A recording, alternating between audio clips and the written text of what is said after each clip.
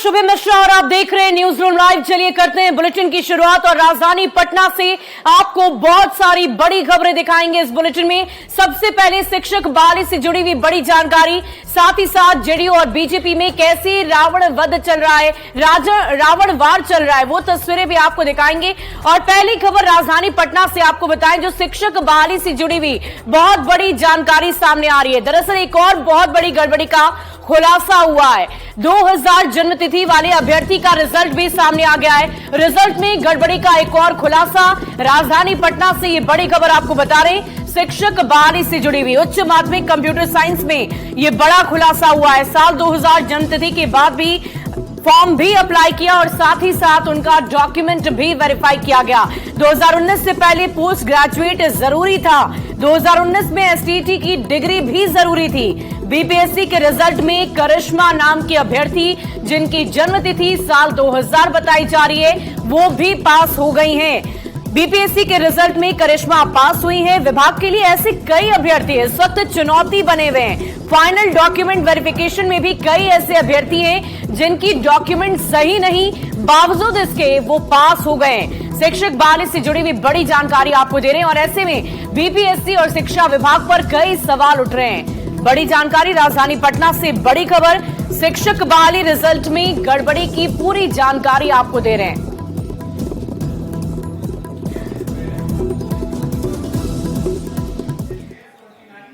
और देखिए, शिक्षक बहाली से जुड़ी हुई बहुत सारी गड़बड़ियां सामने आई है, जैसे न्यूज 18 बिहार झारखंड ने बहुत ही प्रमुखता के साथ आपको दिखाया है। एक एक गड़बड़ी हम आपको अब तक कौन कौन सी गड़बड़ियां हमारे सामने आई है वो सारी गड़बड़ियां आपको बताते हैं। सबसे पहली गड़बड़ी उच्च माध्यमिक की कंप्यूटर साइंस में हुई है।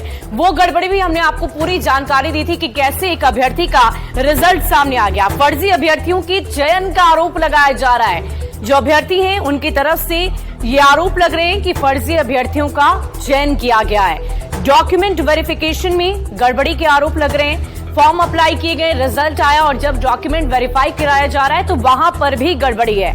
प्राइमरी में बीएड का रिजल्ट जारी हो गया है। सुप्रीम कोर्ट ने बीएड पर रोक लगाई थी, बावजूद इन शिक्षकों का रिजल्ट कैसे आया, ये एक बहुत बड़ा सवाल है। रिजल्ट के बाद डॉक्यूमेंट वेरिफिकेशन भी करा दिया गया।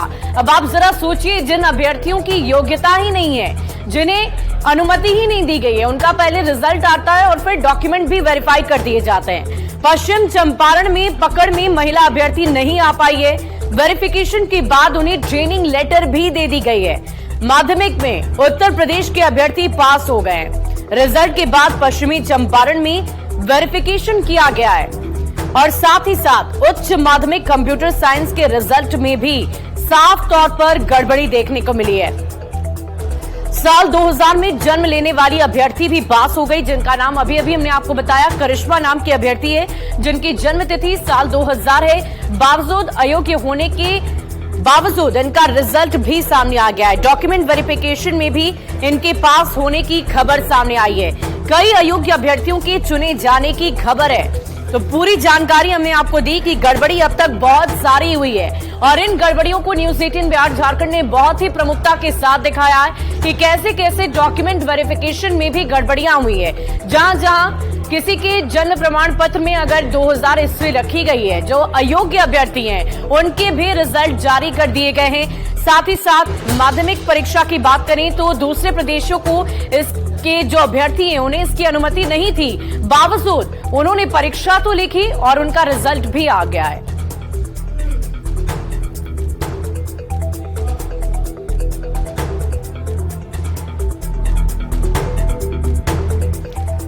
और इस पूरी खबर की अधिक जानकारी के साथ पटना से हमारे संवाददाता रजनीश हमारे साथ इस वक्त लाइव जुड़ चुके हैं। रजनीश, एक नहीं बल्कि कई सारी गड़बड़ियां हमारे सामने हैं। न्यूज 18 बिहार झारखंड बार बार इन गड़बड़ियों को, अभ्यर्थियों के समस्याओं को सामने दिखा रहा है, लेकिन सवाल तो ये है कि अब आगे क्या? इससे छवि तो धूमिल हो ही रही है, साथ ही साथ अभ्यर्थियों का भविष्य भी अधर में। बिल्कुल शुभी, जितनी गड़बड़ियां सामने आ रही है, न्यूज 18 बारी बारी से उन गड़बड़ियों का जो है पर्दाफाश कर रहा है, लेकिन सवाल कई हैं। एक जो मुख्य मांग है अभ्यर्थियों की, सबसे पहले बीपीएससी ने जो दावा किया था कि हम ट्रांसपेरेंसी बरत रहे हैं और कहीं से कोई गड़बड़ी नहीं होगी, तो निश्चित रूप से दावा फेल हुआ है। हम अभी भी अपील कर रहे हैं कि विषयवार वर्गवार जो है आप कटअप जो है वो जारी कर दें कि कितने कटअप पर जो है किस श्रेणी के अभ्यर्थियों का सिलेक्शन हुआ है, किस विषय के अभ्यर्थियों का सिलेक्शन हुआ है। अगर आप कटअप जारी करते हैं तो ये परेशानी जो है आधी दूर हो जाएगी और जो अभ्यर्थी हैं वो संतुष्ट भी हो जाएंगे। अब तक कटअप की चर्चा नहीं हुई है। दूसरी बड़ी बात है कि जो गड़बड़ी है आपको बता रहे हैं कि जब बीएड अभ्यर्थियों के रिजल्ट पर रोक लगी थी सुप्रीम कोर्ट से, बीपीएससी ने उसको फॉलो किया, बीएड का रिजल्ट जारी नहीं हुआ है।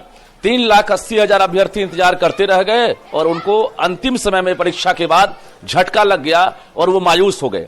उसी में से कुछ ऐसे अभ्यर्थी हैं जिनका हमने खुलासा किया है कि 1 to 5 में बीएड होते हुए भी उनका रिजल्ट जारी हो गया, और रिजल्ट अगर जारी हुआ, एक चरण में गलती हुई, दूसरे चरण में डॉक्यूमेंट्स वेरिफिकेशन में भी वो पकड़ में नहीं आई और उनको बतौर ट्रेनिंग में भेज दिया गया।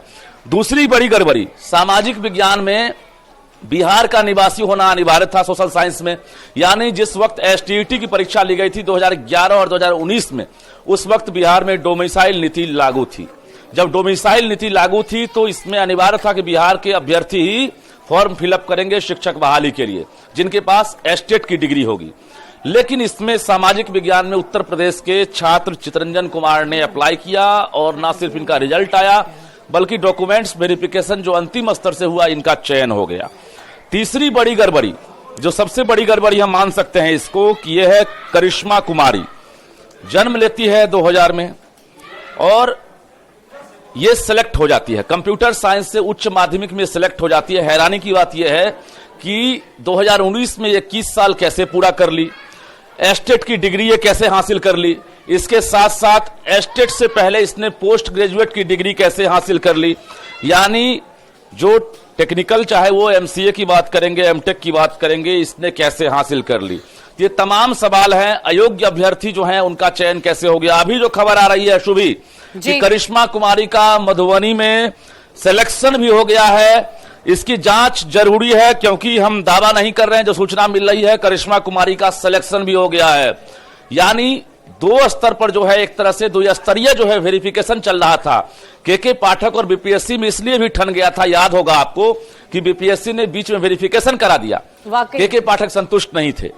अब जब के पाठक पर पड़ी है शिक्षा विभाग पर, तो ये वेरिफिकेशन आखिर क्या हो रहा है। जब वाटर मार्क के आधार पर ही सिर्फ और सिर्फ बीपीएससी के जो क्रॉस चेक हैं उसके आधार पर ही आप डॉक्यूमेंट्स का मिलान कर रहे हैं, तो निश्चित रूप से जो बीपीएससी में आधे अधूरे जो डॉक्यूमेंट्स दिए गए थे जिसके आधार पर रिजल्ट जारी हुआ है, उसी आधार पर सवाल तो ये है कि बहुत सारी प्रक्रियाएं होती है रिजल्ट की, ना सिर्फ घोषणा बल्कि बहुत सारी प्रक्रियाएं होती है जिसके तहत अभ्यर्थी फाइनल तक पहुंचते हैं और उसके बाद उनका सिलेक्शन होता है और वो शिक्षक बनते हैं। लेकिन सवाल यहां पर ये उठता है कि क्या हर एक प्रक्रिया में गड़बड़ी हो रही है, तभी तो इतनी सारी गड़बड़ियां सामने निकल कर आ रही है।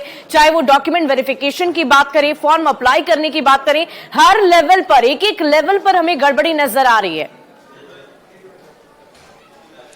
हमने पहले भी कहा था कि बीपीएससी ने जो परीक्षा के दौरान जो प्रक्रिया अपनाई थी और जिस तरह से फुल प्रूफ सिस्टम जो है तैयार किया था, परीक्षा में कहीं से किसी मुन्ना भाई की नहीं चली, कहीं से कोई कदाचार की खबर नहीं आई, क्योंकि वहां पर जो है कंट्रोल एंड कमांड सेंटर बनाए गए थे और तमाम अधिकारी खुद मॉनिटरिंग कर रहे थे।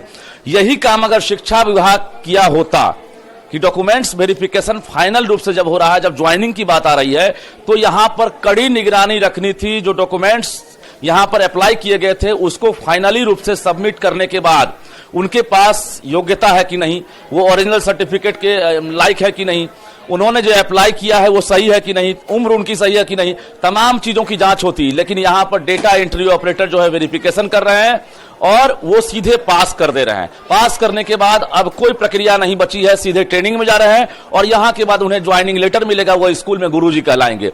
तो निश्चित रूप से 4 खुलासे ऐसे हुए हैं, बाकी और कई गड़बड़ियां हुई है। 9th और 10th में मैथ में भी जांच करने की बात यह है, हम दावा नहीं कर रहे हैं, लेकिन सवाल उठ रहा है कि आखिर एक साथ सीरियल नंबर से तकरीबन 200 से ज्यादा अभ्यर्थी जो है सफल हो गए हैं।